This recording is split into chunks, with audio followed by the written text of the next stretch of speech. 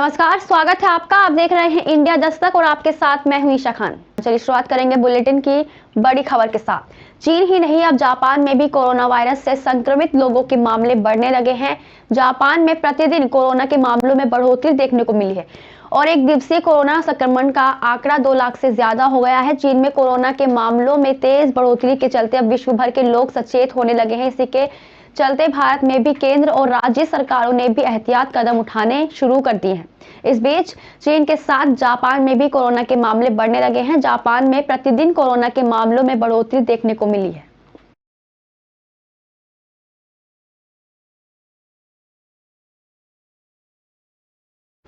बिजनौर में क्षेत्राधिकारी धामपुर ने पैदल गश्त किया और लोगों को सुरक्षा का एहसास कराया। थाने से शुरू होकर पैदल गश्त मुख्य मार्गों से होते हुए गुजरा। बाद में क्षेत्राधिकारी और आबकारी अधिकारी के साथ ने कस्बे में स्थित सभी शराब की दुकानों पर चेकिंग की। दरअसल आपको बता दें, बिजनौर के धामपुर क्षेत्राधिकारी इंदु सिद्धार्थ आज नहटोर पहुंची और नहटोर कस्बे में पैदल गश्त किया। पैदल गश्त का उद्देश्य था कि आम जनमानस में सुरक्षा का भाव पैदा हो और आपराधिक प्रवृत्ति के लोगों में खौफनाक व्याप्त हो।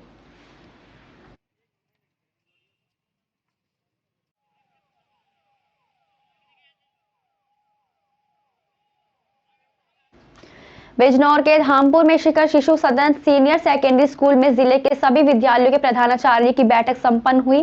बैठक में अधिकांश जिले के सभी सीबीएसई बोर्ड के विद्यालय की प्रधानाचार्य ने बढ़ चढ़कर हिस्सा लिया और विद्यालय में शिक्षा ग्रहण कर रहे बच्चों की समस्याओं सहित कई मुद्दों पर विस्तार से चर्चा की। दरअसल आपको बता दें, स्कूल में जिले के सभी स्कूल के प्रधानाचार्य की बैठक का आयोजन हुआ। जिले के सभी विद्यालयों में शिक्षा ग्रहण कर रहे छात्र छात्राओं के उज्जवल भविष्य के लिए प्रधानाचार्य ने विशेष तौर पर चर्चा की। सर, आज मीटिंग रखी गई थी विद्यालय में शिखर शिशु सदन में, क्या उद्देश्य है सर मीटिंग का? इसका ये हमारे सहोदय की एक मीटिंग होती है। इसके अंदर हम लोग अभी प्री बोर्ड चल रहे हैं, अभी हमारे जो प्रैक्टिकल एग्ज़ाम्स आ रहे हैं, हमारे बोर्ड के एग्ज़ाम्स आ रहे हैं। पोस्ट कोविड बहुत सारी समस्या आई हैं बच्चों के साथ, उन सब के ऊपर डिस्कस करना, आपस में सहयोग करना। हम चाहते हैं कि प्री बोर्ड्स के हमारे पेपर्स आपस में एक्सचेंज हो, जो टीचर्स एक्सचेंज हो, हमारे बच्चों के अंदर किस तरीके से बदलाव आए, वो किस तरीके से कल के राष्ट्र के नए निर्माता जो हम लोग दे रहे हैं, वो केवल भारत के बारे में सोचें, भारत उनके लिए पहले हो, बाकी चीज़ें बाद में। दिल्ली एनसीआर सहित उत्तर भारत के राज्यों में कड़ाके की ठंड से अभी राहत मिलने की उम्मीद नहीं दिख रही है। साथ ही कोहरे से भी छुटकारा नहीं मिलने वाला। मौसम विभाग ने गुरुवार के लिए दिल्ली एनसीआर सहित पंजाब, हरियाणा, चंडीगढ़ और उत्तर प्रदेश में घने कोहरे की स्थिति जारी रहने की संभावना जताई है। मौसम विभाग ने बताया कि पंजाब, हरियाणा, चंडीगढ़ और उत्तर प्रदेश में घने से बहुत घने कोहरे की स्थिति जारी रहने की संभावना है। साथ ही हल्की हवा चलने की उम्मीद है।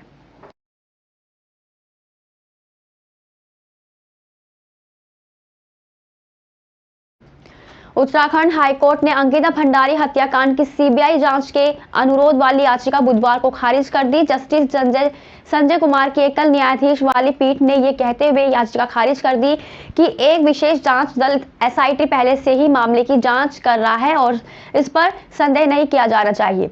हाईकोर्ट ने यह भी कहा कि इस मामले में किसी वीआईपी का बचाव नहीं किया जा रहा है, जैसा कि याचिका में आरोप लगाया गया है। याचिका में कहा गया कि एसआईटी ने अभी तक पीड़ित की पोस्टमार्टम रिपोर्ट सार्वजनिक नहीं की है।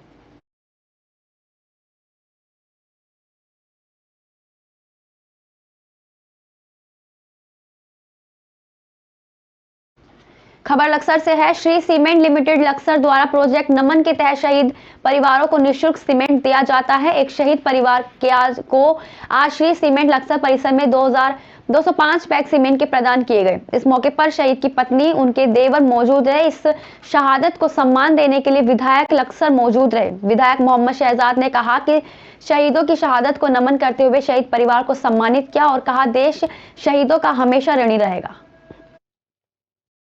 सीमेंट फाउंडेशन का एक बहुत ही अच्छा काम है, क्योंकि जो देश के लिए सर्वोच्च बलिदान देता है उसका जितना भी कर दिया जाए वो कम है। देश का दायित्व बनता है कि उस परिवार का हमेशा के लिए ख्याल रखा जाए और निगरानी भी रखे कि उससे कोई परेशानी ना हो। तो श्री सीमेंट की बहुत ही अच्छी एक योजना है, जिसके माध्यम से जितना भी सीमेंट उसके मकान में लगेगा इंजीनियर के हिसाब से, वो पूरा सीमेंट श्री सीमेंट देने का काम कर रहा।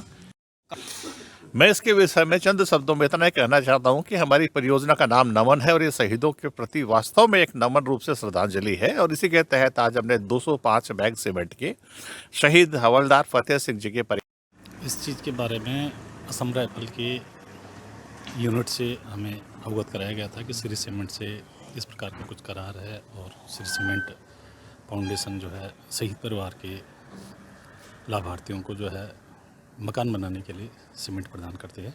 आप पेपर भेजें, पेपर भेजे थे। पेपर भेजने के बाद जो है ये सीमेंट हमको प्राप्त हो रहा है।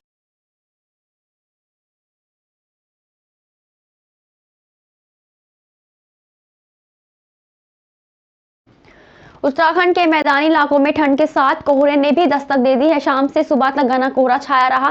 पूरे उधमसिंह नगर में सुबह से ही कोहरा छाया रहा। इस दौरान विजिबिलिटी कम होने से वाहन चालकों को गाड़ियां चलाने में काफी परेशानी का सामना करना पड़ा। लोगों को थोड़ी देर तक भी दिखाई देना मुश्किल हो रहा था। वाहन चालक अपनी गाड़ियों को रुक रुक करके चलाने के लिए मजबूर हो गए।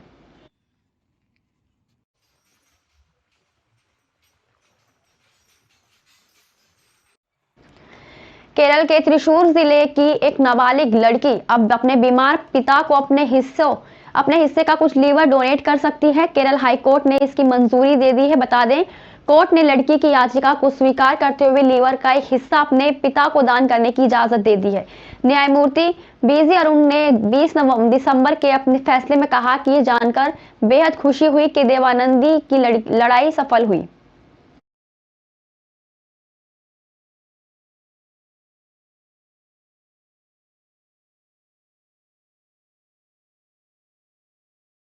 आज के लिए बस इतना ही। देखते रहिए इंडिया दस्तक।